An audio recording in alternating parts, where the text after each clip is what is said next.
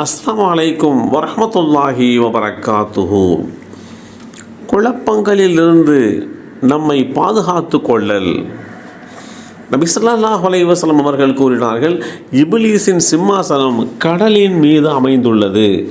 அவன் அங்கிருந்தே தன் படைகளை அனுப்பி மக்களிடையே குழப்பங்களை ஏற்படுத்துகிறான்.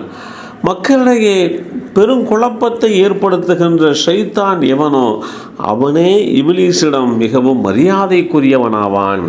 இந்த செய்தி ஜாபிர் ரலியல்லாஹு அன்ஹு அவர்கள் மூலமாக அறிவிக்கப்பட்டு ஸஹீஹ் முஸ்லிமில் 5418 என்ற எண்ணிலே பதிவு செய்யப்பட்டிருக்கிறது. மனிதன் தான் வாழும் காலம் முழுவதும் எந்த வகையான குழப்பத்திலும் பிறரை குழப்பத்தில் ஆழ்த்தி விடுவதிலேயும் சென்று விடாமல் வாழ முயற்சிக்க வேண்டும். அதுதான் இஸ்லாம் வகுத்து கொடுத்த வாழ்வியல் முறை.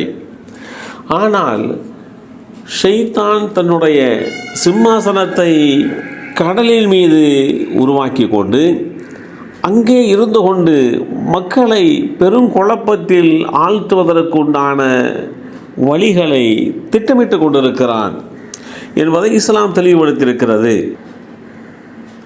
புனிதமான மக்கா வெற்றி பெற்றதற்கு பின்பாக அன்னை ஆயிஷா நாயகி ரலியல்லாஹு அன்ஹா அவர்கள் இப்படி ஒரு கேள்வியை கேட்டார்கள்.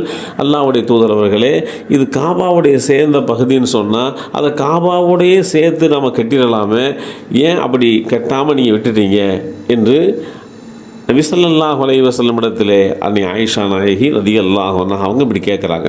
அப்போ நபி ஸல்லல்லாஹு அலைஹி வஸல்லம் அவங்க இல்லை, பொதுவாக உங்கள் கூட்டத்தினர்கள், அதாவது குறைஷியர்கள், அன்னை ஆயிஷா நாயகி ரலியல்லாஹு அன்ஹா அவர்கள் குறைஷியர்கள் என்பதனால் இந்த விஷயத்தில் அவர்களை குறிப்பிட்டு, அந்த கூட்டத்தினர்களை குறிப்பிட்டு, அவங்கெல்லாம் புதிதாக இஸ்லாத்திற்கு வந்தவர்கள்.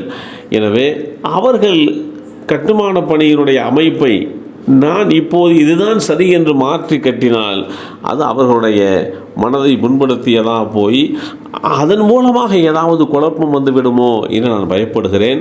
அதனால்தான் இப்படி காபாவை அவர்கள் எந்த அமைப்பிலே எந்த வடிவமைப்பிலே கட்டினார்களோ அதே அமைப்பிலேயே நான் சரி செய்யாமல் விட்டுவிட்டேன் என்று குறிப்பிடுகிறார்கள். இப்படி குழப்பம் என்கின்ற விஷயம் எங்கெல்லாம் வருமோ அப்படி வருவதற்குண்டான வாசல்களை அடைத்து குழப்பமில்லாத ஒரு சூழலை நாமும் குழம்பி போய்விடாமல் மற்றவர்களையும் குழப்பத்தில் ஆழ்த்தி விடாமல் ஒரு சமநோக்கான நிலைப்பாட்டை எடுத்துக்கொள்ள வேண்டும். இதுவே இஸ்லாம் வழிகாட்டி தருகிறது.